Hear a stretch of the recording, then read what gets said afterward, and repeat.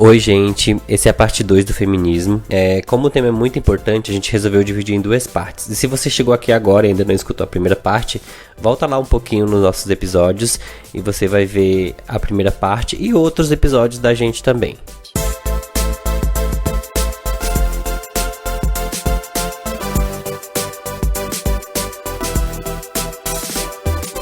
E, gente, vocês acham que com o movimento feminista, muitos costumes da sociedade eles começaram a mudar em relação ao empoderamento feminino, né? Vamos dizer assim. Tem alguma coisa que vocês recordem que hoje é comum, mas antigamente ainda era considerado um tabu?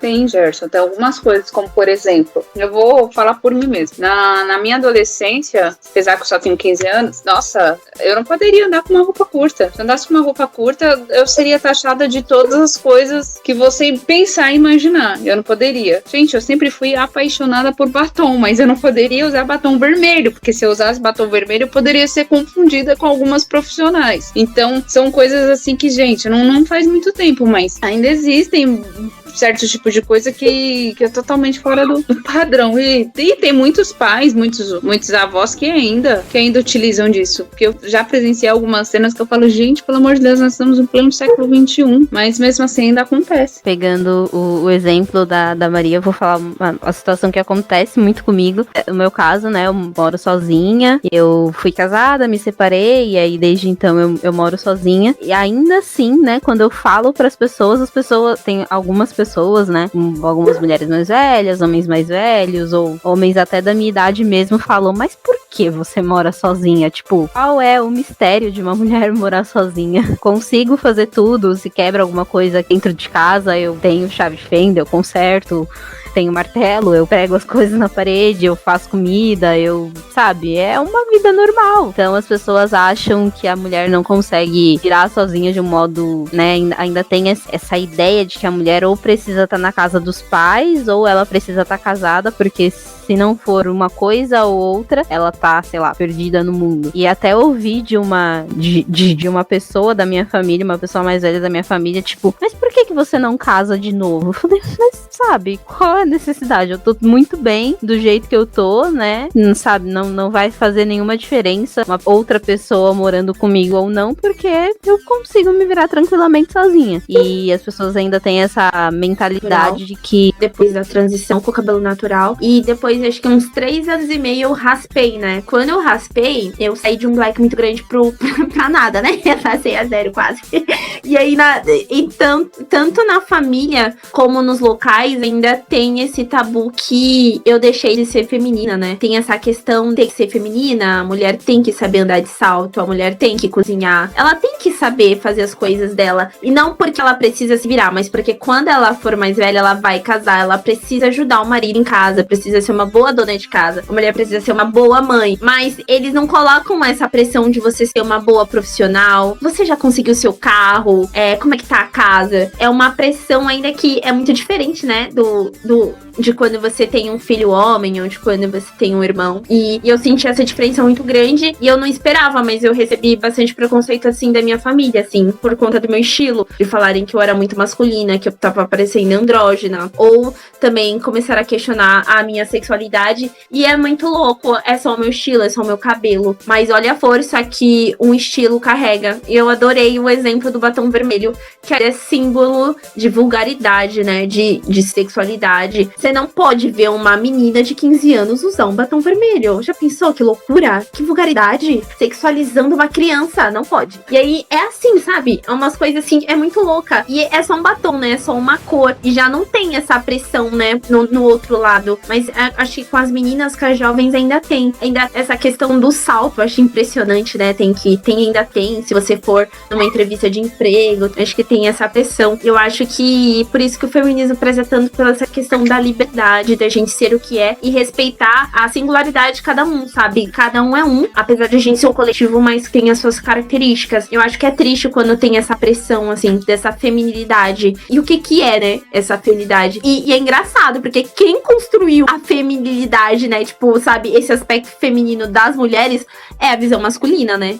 Foram definidas por homens, principalmente cristãos. Aí você fica pensando, né? E aí são várias coisas pra gente pensar. Por que o batom vermelho é considerado muito maduro, muito vulgar, que uma criança não poderia usar? Sabe? Quem definiu isso? Pensar em tudo isso, eu acho que não aceitar como normal, colocar uma crítica e sempre alguma forma de mudar e de ajudar as pessoas a conseguir voar, sabe? Acho que o ser humano, todo mundo tem o direito de voar e ser o melhor que pode ser, assim, sem ter que pensar o que os outros vão pensar de mim e não colocar essa pressão e generalizar. Toda mulher nasceu pra ser mãe, pra casar e ter filhos. O sucesso da mulher é um bom casamento, ela chegar em casa, fazer e o marido estar feliz.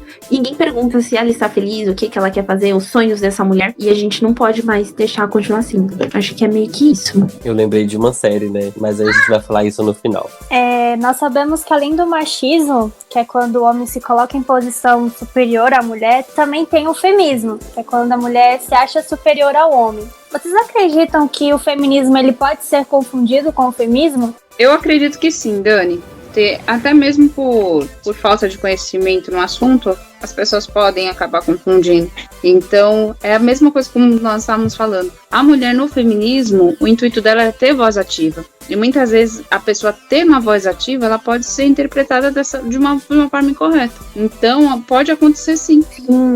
Sim, acho que pode rolar sim essa confusão. Mas eu acredito que o caminho é sempre a informação, sabe? Tipo, ter esse espírito de procura de tentar entender. Mas a confusão acontece mesmo. Mas é entender que são temas que têm pontos de partida diferentes. Eu acho que o feminismo, ele vai falar sobre uma sobreposição. E quando a gente fala de feminismo, a gente tá falando de igualdade, de liberdade, de justiça para todos os gêneros, para que não tenha essa desigualdade que assola tão grande. E aí, quando a gente fala disso, não tem como ter uma sobreposição, porque a gente não quer o lugar do homem, a gente quer o nosso espaço. Não é uma luta quem vai chegar primeiro, é de quem vai estar lá, de ter a mesma oportunidade de estar nessa corrida, né? Então acho que a gente tá falando de partidas diferentes. Acho que quando falar de feminismo é uma sobreposição, uma supremacia, e esse rolê não é saudável. Acho que ninguém vence quando é dessa forma. A gente precisa sempre pensar nessa questão da equidade que as meninas falaram o tempo todo e tomar muito cuidado com essas denominações, mas sempre pensar que são temas diferentes e que a gente precisa combater qualquer tipo de desigualdade, se a gente quer falar, como eu já disse antes também, né, sobre uma sociedade mais como é que se diz? Equidade, né, mais equalitária, porque também já é diferente de igualdade, ainda tem essa, né, que é respeitar o ponto de partida da justiça e tudo mais, mas eu acho que é isso. A gente tem que pensar da real verdade, da real vontade do feminismo, que é a igualdade entre os gêneros, né? Entre os sexos, entre homem e mulher. Todos os seres, né? Digamos assim, a gente luta por isso, a gente luta pela igualdade. Então, sempre que você pensa em mudar isso, em mulher será mais, homem será mais, a gente já tá fugindo da essência, né? Do que a gente realmente espera, né? Desse rolê, da nossa luta, assim, do dia a dia, de pensar que tudo que nós mulheres formos fazer não tenha julgamento, não tenha olhares tortos, porque a gente só busca as mesmas coisas que os homens fazem desde sempre e sem julgamentos. Então, a gente também não tá do lugar de julgar, né, de apontar e nem nada, a gente só tá no lugar de buscar a igualdade mesmo. Vocês acreditam que ainda pode haver uma revolução na mente de pessoas mais antigas que foram ensinadas com base na cultura machista? Gerson,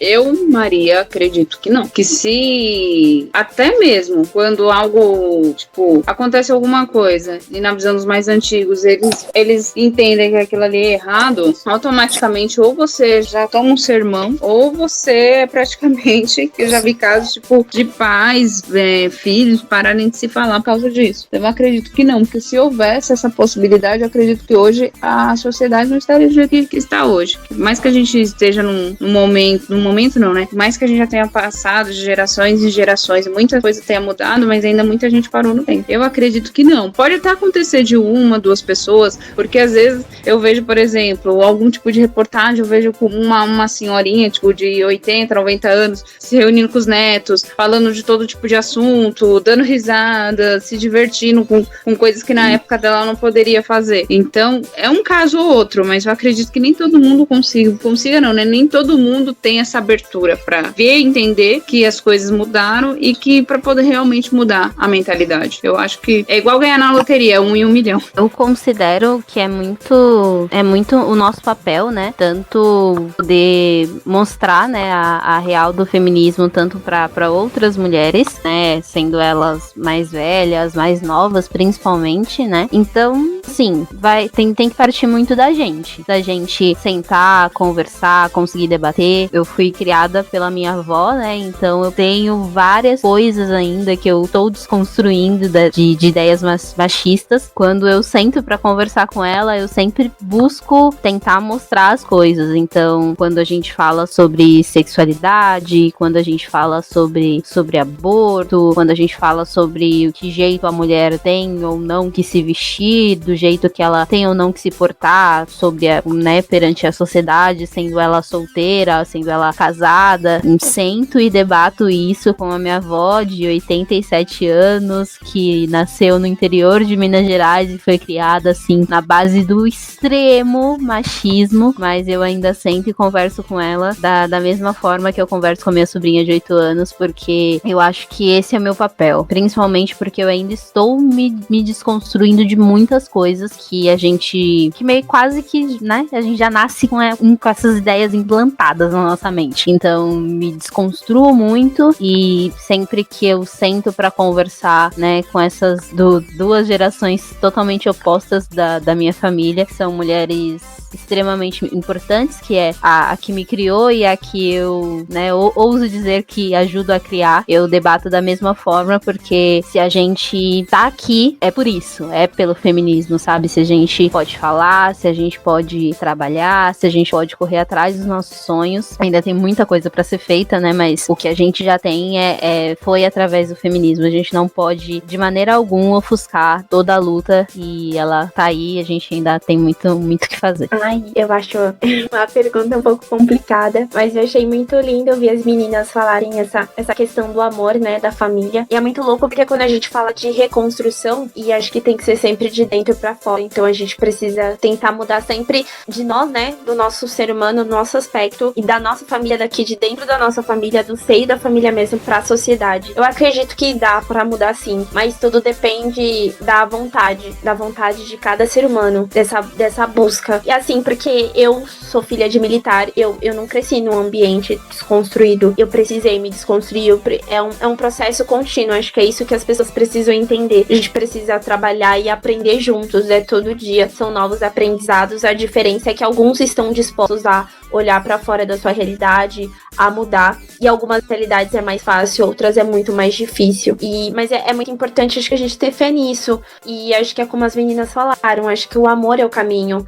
Quando a Liz comentou que ela senta pra conversar com a avó dela de 87 anos, eu acho, esqueci a idade, com a mesma, que ela conversa com a sobrinha dela de 8 anos, e a mesma vibe, acho que o espírito é esse, a gente cultivar essa paciência. Eu sei que não é fácil em algumas circunstâncias, em alguns momentos, mas a gente ter essa fé no ser humano, a gente entender que somos um coletivo, mas cada ser humano tem o seu lado individual, cada um tem a sua característica, tem a sua potência, e se a gente acreditar nisso, a gente acredita sim que dá pra mudar. Se cada um olhar pra dentro e se colocar também no lugar do outro. E é isso, acho que ter essa vontade, querer aprender, é isso que muda a situação, quando você tem essa vontade e você não se conforma. Mas eu acredito que é possível sim. Eu vejo isso muito nas crianças, assim, e eu vejo muito casos de avós e várias famílias que às vezes os jovens são expulsos de casa e às vezes conseguem acolhimento no lar dos avós. Eu acho que pelo amor, acho que essa geração passada, os nossos avós, nossos tios, eles não entendem muito a nossa geração, mas pelo amor que eles sentem pela gente, muitas vezes eles tentam mudar e eles tentam entender. E algumas coisas é complicado porque é do ser humano, então não tem muita explicação, não tem muito o que entender. A gente aceita e respeita, mas esse espírito de tentar é muito importante para essa mudança, e vai de cada um querer e procurar isso. Acho que é isso, ver uma porta sempre aberta e não se preocupar como você vai destrancar a porta, sabe? E não sei se foi muito sentido isso, mas acho que é essa questão, esse espírito de busca. Acho que é possível, sim. Eu gosto de acreditar que sim. Acho que as meninas falaram tudo. Realmente, as pessoas que já foram educadas e criadas com essa mentalidade, eles acreditam que realmente o machismo, essa cultura, ela deu certo, né? Mas eu acho que não existe impossível. Acho que, como a Babi falou, se com amor, acho que as pessoas conseguem procurar entender melhor o nosso lado e ver que realmente é uma versão melhor da sociedade, né? Que vai ser melhor para ambas as partes. Então isso é muito importante. Eu gostei muito de falar sobre isso, conversar com vocês sobre esse tema. Isso. Pra finalizar, a gente sempre pede pra vocês indicarem músicas, série, livros, filme sobre o tema, né? E eu já vou indicar a minha aqui, que é Anne with an E, ou melhor, Anne com E, né? Que está na Netflix, pra mim é a melhor série que existe na Netflix, porque ela fala de uma garotinha que quer conhecer novos caminhos, que quer ser uma escritora e que ela batalha muito na escola dela para que isso aconteça, e ela acaba fazendo meio que uma revolução na vila onde ela mora. Então eu indico bastante para quem nunca assistiu. E também quero indicar o Deixe de Pantincast, que é o podcast da minha amiga Mayara e também supervisora aqui da Hong, né? Beijo, miga! E para todas as meninas que fazem o Deixe de Podcast, porque ele é feito por mulheres sertanejas independentes, assim como elas se intitulam. E o podcast é muito bom e trata sobre todo tipo de assunto, inclusive feminismo, racismo, enfim, tudo que vocês imaginarem elas estão falando lá. Eu adorei essa indicação, Gerson. Essa é a minha série favorita da Netflix no momento. Anne with an E. Eu recomendo pra todo mundo, gente. É utilidade pública. Desculpa, acho que eu cortei alguém, mas a minha indicação de livro é o da Chimamanda. Gente, em inglês, Chimamanda Ngozi Adichie. Eu não sei se assim pronuncia, mas o nome do livro é Sejamos Todos Feministas. Eu gosto muito dele, é da Companhia das Letras. Ele é muito curtinho, ele é pequeno, é livro de bolso. E tem também o Para Educar Crianças Feministas, um manifesto. Os dois são dessa mesma escritora. Ela é fantástica, feminista em pauta africana. Eu esqueci de onde ela é exatamente, mas eu recomendo muitas leituras dela porque são leves para qualquer idade, qualquer pessoa. É de fácil entendimento, absorção, e dá pra gente ler com os nossos sobrinhos, netos, enfim. E eu acho que é uma leitura muito gostosa e você entende muito claramente o que ela quer dizer e você consegue aplicar e tentar refletir na sua realidade. Então eu deixo essas duas dicas. Sejamos Todos Feministas e Para Educar Crianças Feministas, um manifesto. Gente, tem alguns filmes que eu já assisti, já tem um tempo já, que retratavam sobre o feminismo. São filmes muito bons. Um eu lembro que o nome é História Cruzadas e o outro é Estrelas Além do Tempo. São sensacionais, pois. E também tem um que chama-se, o que eu mais gosto, Mulheres do Século XX. Esses filmes são perfeitos para as pessoas entender, compreender um pouco do mundo do feminismo. Muito bacana.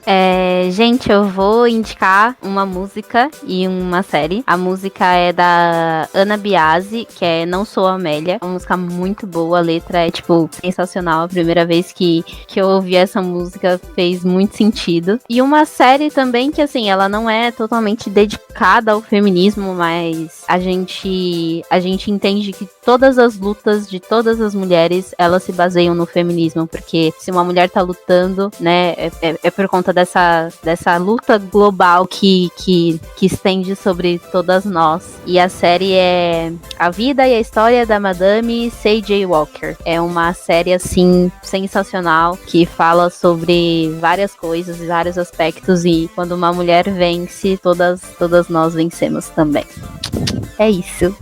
E eu vou indicar uma música da Pitty, o nome dela é Desconstruindo Amélia. Ela é uma música que fala muito sobre essa questão de feminismo, da mulher ganhar menos que o homem. Acho que tudo que a gente falou aqui engloba um pouquinho nessa música e ela é muito boa. Então é isso, gente. Muito obrigado, Bárbara, Liz e Maria. Obrigado por aceitarem o convite e por falarem de um tema muito importante. Por nada, Gerson. Assim, pra mim é uma honra participar. Sempre conte comigo, porque eu adoro.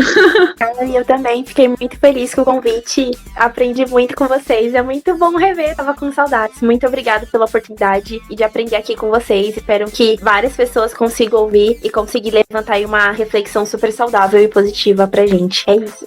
Muito obrigada. Gente, eu sou super suspeita pra falar, porque eu acho que o HongTube é uma maneira da gente ficar junto mesmo durante a quarentena. A gente mata um pouquinho a saudade da vibe que a gente tinha na operação, né? E eu sou muito fã, gente. Sigam em todas as redes sociais sociais, né? Pra continuarem ouvindo essas histórias maravilhosas. Obrigada por me chamarem, me chamem sempre. Quero agradecer a Dani também, né, que voltou de férias, a bonita. Eu que agradeço estar aqui mais uma vez. É sempre bom a gente estar reunido falando sobre esses assuntos, nessa participação das meninas. E é isso. Obrigado mais uma vez, gente. Beijo. Beijo, gente. Beijo. Tchau. Já pode sair ou depois vai ter o pós-bastidores? Vocês Lembrei que do mandam. Só para finalizar com chave de ouro, a Bárbara vai trazer aqui uma reflexão para vocês. É sobre uma reflexão de março de 2018. Eu queria que a força desse dia tombasse sobre cada mão erguida para machucá-las, cada insulto que as subestimam, cada toque que as diminui e manipula. Queria que essa força calasse cada palavra que tira esperança, a coragem e a autoconfiança delas. Eu gostaria que esse dia 8 de março significasse mais respeito, que não precisaríamos mais escolher a roupa certa para andar na rua, pegar ônibus, poder andar à noite sem medo. Queria que erro não tivesse sexo, nem a roupa que eu tenho que usar. Queria que usar ou não sutiã fosse normal, sem ser vulgar, apelativo ou desprovida de bom senso. Queria que elas pudessem ter festa do Ben 10, Naruto, ou aprendessem a jogar futebol também. Ou pelo menos que pudéssemos escolher, sem esse tal de não, isso é de menino. Queria que muito além de escolher entre depilar ou não, que pudéssemos lutar e usufruir do espaço igualmente. Queria que fôssemos empregadas por sermos boas e eficientes, capazes.